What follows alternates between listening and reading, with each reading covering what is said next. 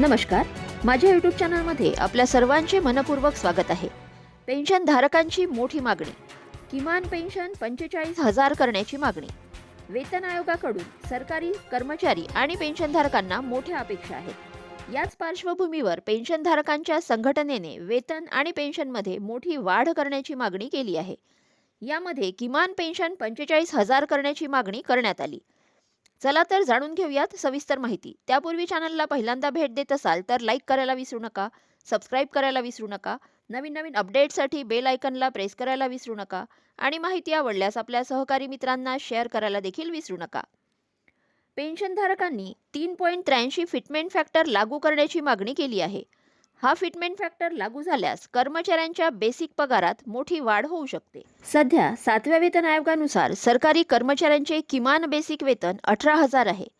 3.83 fitment फॅक्टरनुसार किमान basic पगार सुमारे 69,000 करण्याची मागणी करण्यात आली. किमान पेन्शन 45,000 करावी.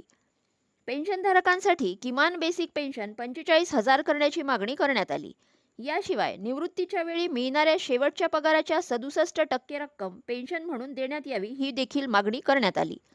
कुटुंब पेन्शनमध्येही वाढ करण्याची मागणी करण्यात आली असून शेवटच्या पगाराच्या 50% रक्कम कुटुंब पेन्शन म्हणून देण्याची मागणी करण्यात आली.